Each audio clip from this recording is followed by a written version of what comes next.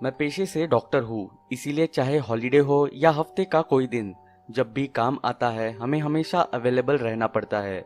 मैं 30 साल का आदमी हूँ और इमरजेंसी वार्ड में काम करता हूँ। बताने की जरूरत नहीं है कि इमरजेंसी वार्ड हमेशा बिजी ही रहता है। मैंने बहुत केसेस देखे हैं, भयानक एक्सीडेंट्स और सुसाइड्स के। तभी लाइफ में बहुत कम चीजें हैं जो एक्चुअली मुझे डरा सकती है, लेकिन ये एक घटना आज भी मेरे पसीने छोड़ देती है जब भी मैं इसके बारे में सोचता हूँ। वो हैलोवीन की रात थी और जब पूरा शहर सेलिब्रेट कर रहा था, मैं और मेरे कलीग्स लोगों की जान बचाने में बिजी थे, हमेशा की तरह। उस वक्त 8 बजे थे जब एक सुसाइड अटेम्प्ट की केस हमारे वार्ड में आई। मैं अपने पेशेंट का सलाइन चेंज कर रहा था जब मेरे टीम के लोग भागते हुए मेरे पास आए और कहने लगे कि उन्हें मेरी फौरन जरूरत है ऑपरेशन थिएटर में। बिना टाइम वेस्ट किए मैं तुरंत ऑपरेशन थिएटर में पहुंचा। वहां जाकर मेरे टीममेट से पता चला कि एक 28-29 साल की औरत ऑफिस के सिक्योरिटी गार्ड द्वारा भर्ती कराई गई है।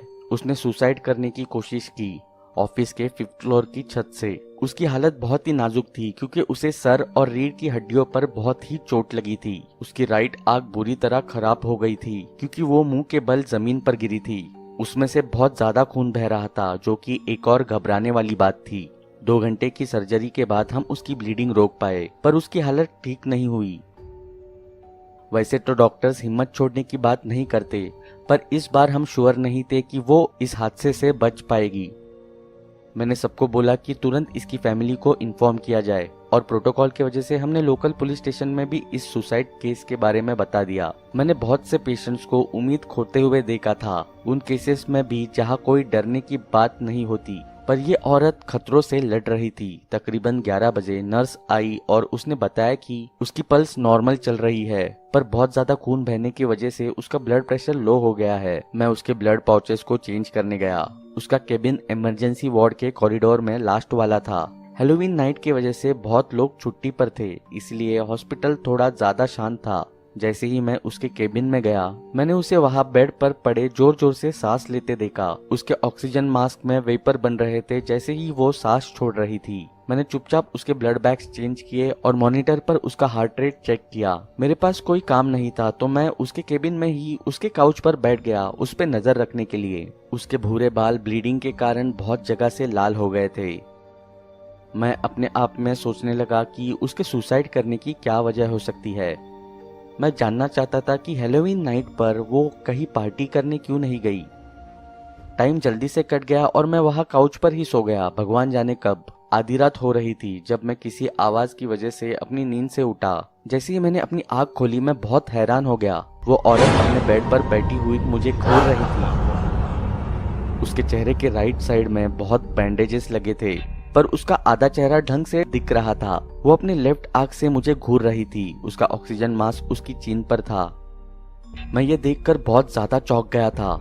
ऐसी हालत में वो कैसे उठी, मैं समझ ही नहीं पा रहा था। मैंने अपने आप को संभाला और उसे आराम से पूछा, क्या आपको कुछ चाहिए मैम? उसने अपना सर हिलाया और कहा, नहीं। फिर मैंने कहा, आपको सो जाना चाहिए, आपको आराम की सख्त जरूरत है। उसने मुस्कुराते हुए मुझे कहा, आराम मुझे ऑलरेडी मिल रहा है, क्या आप मेरे लिए एक फेवर कर सकते हैं? उसके शब्दों का कोई मतलब नहीं बन रहा था, पर उससे वापस बेड में सुलाने के लिए मैंने कहा, जरूर बताइए। उसने दरवाजे की तरफ देखा और कहा, जब मेरे हस्बैंड आए उनसे कहना मैंने उन्हें देख लिया था और मैं उन्हें छोड़ूंगी नहीं। इस बार मुझे यकीन हो गया था कि वो हेलुसिनेट बिल्कुल नहीं कर रही थी और ये सब उसकी ऐसी हालत का नतीजा था। मैंने उसे इग्नोर किया और उसके बेड की तरफ जाने लगा। वो मुझे घूरती रही। मैं उसके पास गया और मैंने कहा, मैं आपके पति को बता दूंगा, आप प्लीज सो जाइए। उसे वापस लेटाने के बाद मैंने उसके मुंह पर वापस ऑक्सीजन मास्क लगाया। मैंने सोचा अगर मैं यहाँ और देर रुका तो शायद वो फिर से उठ जाएगी, तो मैंने उसे रेस्ट करने दिया और अपने चेम्बर में आ गया। मेरी आंखें हॉल में लगी घड़ी पर पड़ी। रात के 3:30 हो रहे थे। मैं थोड़ा चौंक गया कि अभी तक कोई उसे चेक करने क्यों नहीं आया, पर ऑलरेडी बहुत लेट हो चुका था, तो मैंने खुद उसके हस्बैंड को अगली सुबह कॉल करने का सोचा। अगले दिन सुबह 7 बजे मैं अपनी चेम्बर से उसे चेक करने गया। जब मैं वहां पहुंचा तो मैंने उसका बेड खाली देखा। वहां की तो बेडशीट्स भी बदल चुकी थी। पहले मैंने सोचा कि शायद वो अपनी फैमिली के कहने पर डिस्चार्ज हो गई, पर वो सोच के मुझे बहुत गुस्सा आया। उसकी कंडीशन बहुत ज्यादा सीरियस थी और किसी भी हालत में उसे डिस्चार्ज नहीं करना चाहिए था, एटलीस्ट आज तो बिल्कुल नहीं। मैं कंट्रोल डेस्क पर पहुंचा और जिस नर्स ने उस रात में उस औरत को अटेंड किया था वो वही खड़ी थी। मैं उसके पास गया और उसे एक इरिटेटेड सी आवाज में बोला, केबिन 9 में जो औरत थी उसे किसने रिलीज किया, मुझसे पूछे बिना। नर्स थोड़ी सरप्राइज सी हो गई जब मैंने उसे ये सवाल किया। उसके चेहरे को देखकर लग रहा था जैसे मैंने कोई स्टूपिड सा सवाल पूछ लिया हो। मैंने उसे और इरिटेटेड होकर कहा, प्लीज उसके हस्बैंड को बोलो उसे वापस लेकर आए, उसे ट्रीटमेंट की जरूरत है, उसकी हालत और खराब हो जाएगी अगर वो उसे रखेंगे। नर्स ने मेरी बात खत्म करने से पहले ही बोला, आपको नहीं पता डॉक्टर, मुझे लगा शायद आपको किसी ने बताया होगा। मैं बहुत कंफ्यूज हो गया था। फिर नर्स ने मुझे बताया कि वो कल रात करीब 3 बजे मर गई थी। उसका हस्बैंड उसकी बॉडी ले गया था उसके क्रेमेशन के लिए। उस समय सुबह के 4:30 बज रहे थे और क्योंकि मैं लेट काम करता हूँ, वार्ड के लोगों ने सोचा मुझे उठाना ठीक नहीं रहेगा। मेरे पैरों तले जमीन ही खिसक गई। ना मैं कुछ बोल पाया ना मैं कुछ सोच पाया पूरे 1 घंटे तक। मैं अपने रिपोर्टिंग हेड के पास गया और उस दिन की छुट्टी ले ली। उसके बाद जब मैं घर आया मैंने अपने आप को बार बार समझाने की कोशिश की। मैं कोई सपना नहीं देख रहा था। उसने मुझसे बात की थी। मुझे उसके मुंह से निकली एक एक बात याद है, पर वो मुझसे कैसे बात कर सकती है जब वो ऑलरेडी मर चुकी थी। 1 हफ्ते के बाद न्यूज़पेपर में एक डरावनी न्यूज़ आई। एक इंडस्ट्रियलिस्ट अपने ऑफिस के छत से गिरकर मर गया था। उसके साथ काम करने वाले लोगों ने पुलिस को बताया कि उसका अफेयर उसकी सेक्रेटरी से चल रहा था। उसके वाइफ को इसके बारे में पता चल गया था, जिसकी वजह से उसने ऑफिस के बिल्डिंग से सुसाइड करने की कोशिश की थी, वो भी हैलोवीन नाइट को। पुलिस को लगता है इस इंडस्ट्रियलिस्ट की डेथ भी एक सुसाइड ही है, पर लोगों को लगता है कि शायद ये उसकी गलती की वजह से शर्म में आकर उसने ऐसा किया। उसकी मौत का समय 3 बजे का बताया गया।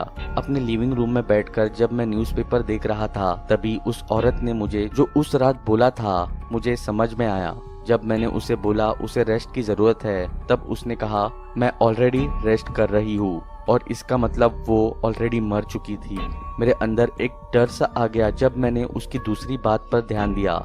उसने बोला था, जब मेरे हस्बैंड आएंगे उनसे कहना मैंने उन्हें देख लिया था और मैं उन्हें छोड़ूंगी नहीं। क्या एक मरा हुआ इंसान वापस आया था अपना बदला लेने, वो भी हैलोवीन नाइट को? और क्या उसने बदला ले भी लिया? मुझे नहीं पता।